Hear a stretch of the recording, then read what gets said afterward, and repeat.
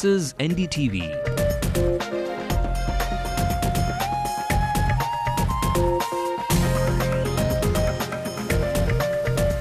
And you're watching NDTV Hindu.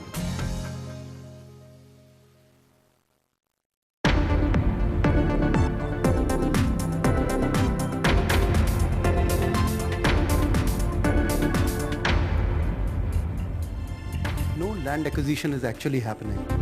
The Transport Secretary reaches out with hope to the villagers of Sri Perambatoor, but the project has a long way to go.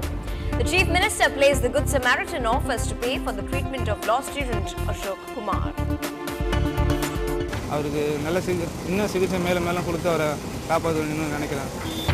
It may be the survival of the fittest, but small-time vendors want the centre to do away with their competition called the FDI. Jayalalitha says there's nothing new about the new pump set scheme. She calls it just a fancy tool for the DMK's own doing. And if it were the Brits, those good old days, meet the stoned Indian man in pinstripes from Old Madras. Welcome to the late night news on NDTV Hindu with me, Evelyn Matthew. Here's what's making news in the rest of the country.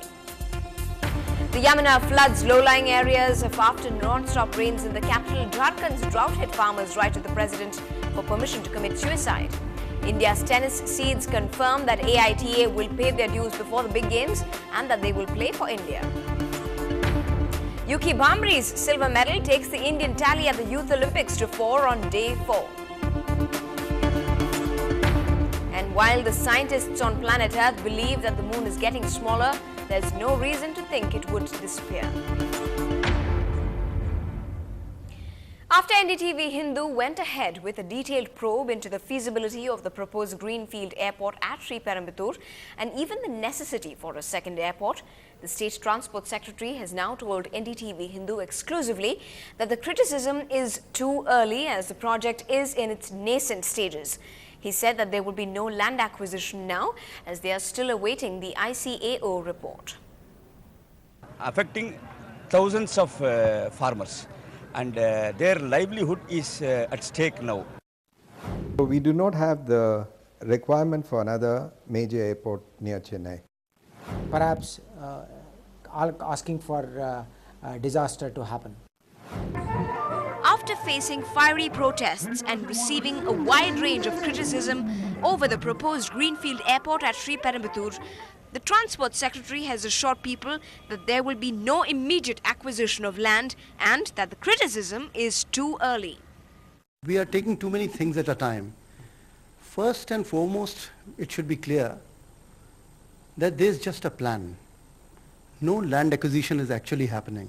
Even as the AAI had given a green signal to this project and gone ahead with engaging the International Civil Aviation Organization, the government says that it's not basing its decisions on the AAI report alone. The government is now saying that the green signal given by the Airports Authority of India was only based on a small fact-finding report done by them, and now it is waiting for the International Civil Aviation Organization to submit its feasibility report. So pretty much, for now, the fate of this project lies with the International Civil Aviation Organization. With camera person Sagai Raj, Ramanathan for NDTV Hindu. And Atulya Misra, the Secretary to the State in the Transport Department, joined us and told us that this project is for the future and will not lead to displacement. First, we should understand that there will be no airport if it really causes concern for the defense or if it is not favorable for the citizens. But any airport if you have, you will require some kind of a land acquisition. And we have been always paying very handsomely for land acquisition in Tamil Nadu. But as on now, there is only a plan. There is only a decision to initiate a survey, initiate an investigation. And the authority and the consultancy which Airport Authority of India is using are very competent people. They are internationally renowned agencies to find out where an airport should be existing at a particular place. And I can assure you, all your concerns will be taken care of when the study progresses. It is a techno-feasibility study. Actually, it is techno-economic feasibility study. So what you are saying at this moment is what exactly is being examined. The ICO is examining whether there is a need for a second airport. They are also trying to examine what should be the canvas of the second airport. They are also trying to find out whether it will be able to gel with the current airport, and they are also looking at some long-term plans. How will be the aviation scenario 20 years hence? What will be the requirement for passengers as well as for cargo?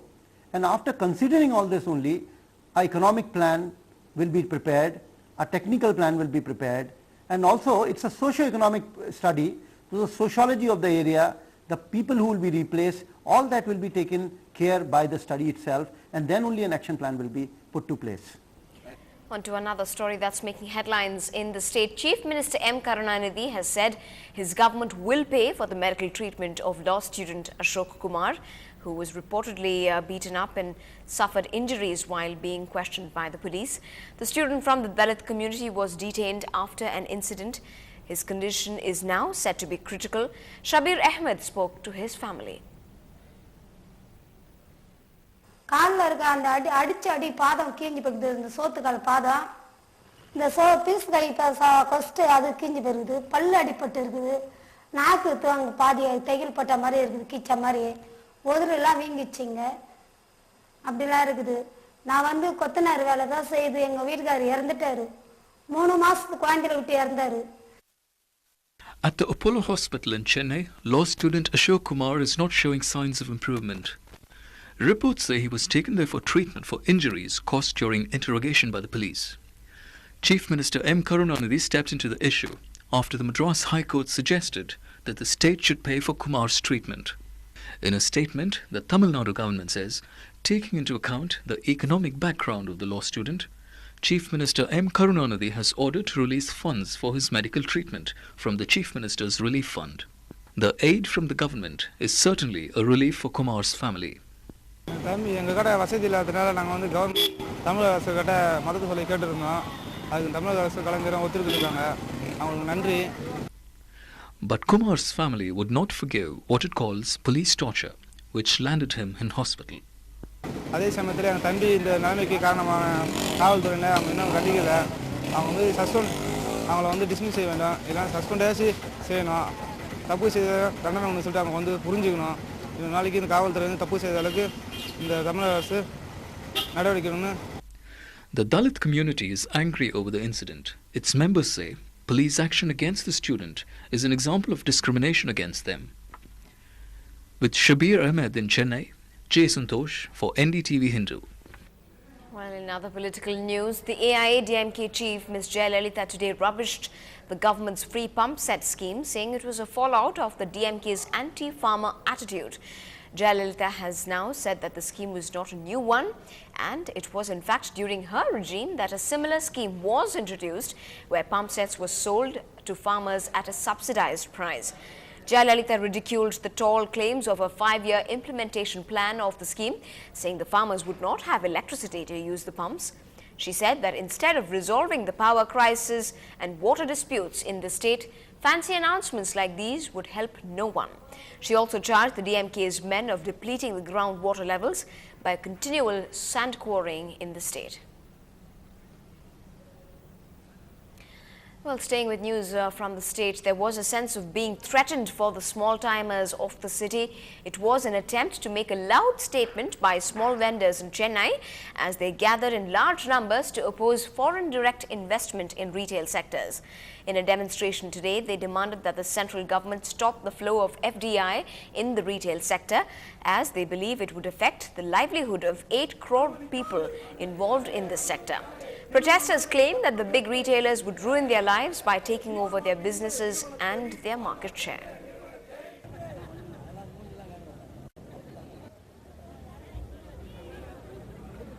The UPA government is proposing to allow foreign direct investment in retail trade. If the FDI is allowed in retail trade, it will ruin the lives of 8 crores of people involved in retail trade. There are just a few more hours to go for the birthday baby, our city of Chennai, to turn 371. Tomorrow is Madras Day, so today we go back to where it all started We bumped into heritage enthusiast Pradeep Chakravarti, who takes us through a trip down Paris, which was once upon a time known as Georgetown or Blacktown.